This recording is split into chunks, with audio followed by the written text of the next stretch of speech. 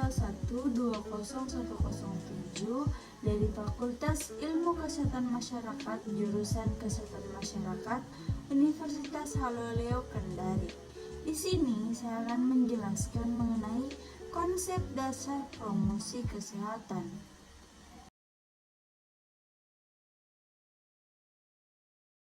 Membahas tentang kesehatan tak kunjung usai, mengingat segala aspek kehidupan manusia dipengaruhi oleh kesehatan.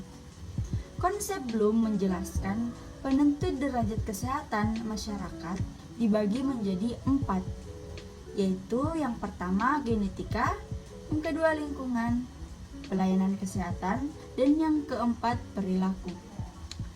Kategori-kategori tersebut bisa digambarkan sebagai berikut. Yang pertama, genetika. Sebagian besar tubuh, mulai dari fisik, kemampuan sampai daya tahan penyakit, disebabkan oleh faktor genetik. Dan dalam beberapa kasus penyakit disebabkan oleh faktor genetik. Kedua, lingkungan. Kondisi lingkungan, suhu, kelembapan, sikap tingkat kebisingan, dan lain-lain, semuanya itu mempengaruhi derajat kesehatan. Begitu juga dengan lingkungan sosial, adat istiadat, kebiasaan, hukum, serta kegiatan-kegiatan lainnya yang dilakukan manusia sangat mempengaruhi kualitas hidup seseorang. Ketiga, yaitu pelayanan kesehatan. Semakin tinggi tingkat pelayanan kesehatan di suatu daerah, maka hal tersebut memiliki efek yang penting bagi kesehatan seseorang. Keempat, dan yang terakhir, yaitu perilaku. Pilihan yang dibuat oleh setiap orang seperti misalnya dalam memilah-milah mana yang makanan sehat, memperhatikan kesehatan fisik, tingkah laku, seksual, dan faktor gaya hidup lain yang mempengaruhi gaya hidup dan status kesehatan. Intervensi terhadap perilaku dapat dilakukan dengan 2 upaya yang saling bertentangan. Yang pertama yaitu tekanan. Upaya agar masyarakat dapat merubah perilaku mereka dapat melakukan upaya tekanan, paksaan atau koersi. Upaya tekanan ini bisa dalam bentuk undang-undang atau peraturan-peraturan, sanksi-sanksi, dan lain-lain. Namun pada umumnya, perilaku buruk seseorang tidak akan berubah menjadi lebih baik jika tidak didasari kesadaran diri masing-masing. Contohnya pada masa pandemi COVID-19 saat ini. Peraturan yang dikeluarkan oleh pemerintah mengenai mematuhi protokol kesehatan agar memutus rantai penyebaran COVID-19. Namun, akhir-akhir ini, orang-orang sudah tidak memperdulikan prokes atau protokol kesehatan lagi. Mereka pergi ke mal berbelanja, berkumpul-kumpul, yang mana hal tersebut sangat memungkinkan untuk terjadinya penyebaran COVID-19. Dan upaya yang kedua, yaitu pendidikan. Upaya ini memanglah sangat lama dibandingkan upaya tekanan. Namun, jika upaya ini dapat diadopsi dengan baik oleh masyarakat, maka bisa langgeng bahkan selama hidup dilakukan.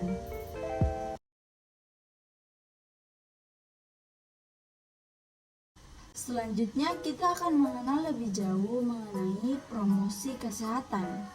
Saat ini, promosi kesehatan masih dikenal oleh awam sebagai pengganti istilah pendidikan kesehatan.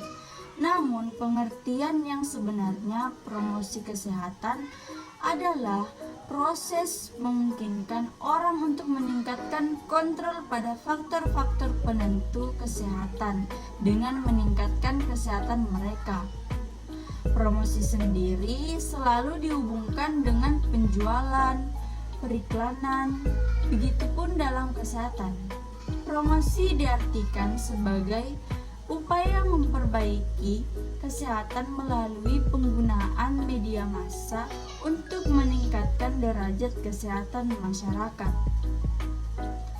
Promosi kesehatan mengupayakan agar perilaku individu, kelompok atau masyarakat mempunyai pengaruh positif terhadap pemeliharaan dan peningkatan kesehatan.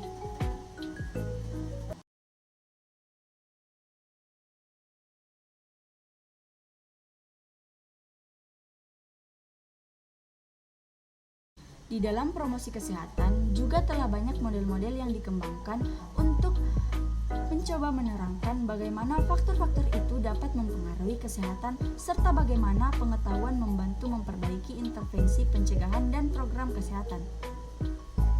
Terdapat 3 jenis model yang masuk pengertian model kesehatan, antara lain model kesehatan, model perilaku kesehatan, dan model pendidikan dan promosi kesehatan. Model promosi kesehatan yang pertama akan saya jelaskan secara singkat yaitu Healthy Belief Model atau model keyakinan kesehatan.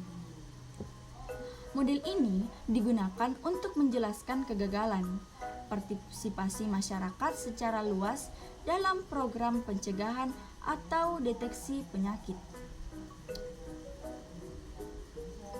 Model keyakinan kesehatan melingkupi kebiasaan seseorang dan sifat-sifat yang dikaitkan dengan perkembangan termasuk gaya hidup tertentu, seperti merokok, diet, olahraga, perilaku keselamatan, penggunaan alkohol, penggunaan kondom untuk mencegah AIDS dan gosok gigi.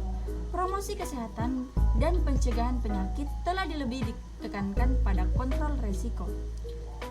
Selanjutnya yaitu Trans-Theoretical Model atau yang biasa disingkat dengan TTM. Model trans-theoretical adalah model yang diterapkan untuk menilai kesiapan seseorang individu untuk bertindak atas perilaku sehat yang baru dan memberikan strategi atau proses perubahan untuk memandu setiap individu melalui tahapan perubahan untuk bertindak dalam pemeliharaan kesehatan. Dan model promosi kesehatan yang terakhir yaitu model transaksional stres dan coping. Stres adalah suatu kondisi atau keadaan tubuh yang terganggu karena tekanan psikologi. Biasanya stres dikaitkan bukan karena penyakit fisik, tetapi lebih mengenai kejiwaan.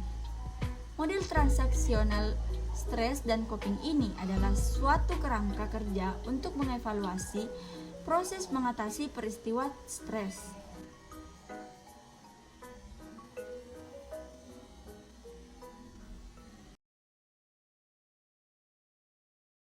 Menurut Green, bahwa faktor perilaku ditentukan oleh 3 faktor. Yang pertama, faktor predisposisi, yaitu faktor yang mempermudah atau mempredisposisi terjadinya perilaku seseorang, antara lain pengetahuan, sikap, keyakinan, kepercayaan nilai-nilai, tradisi, dan sebagainya. Contohnya, seorang ibu mau membawa anaknya ke posyandu untuk dilakukan penimbangan agar mengetahui pertumbuhannya.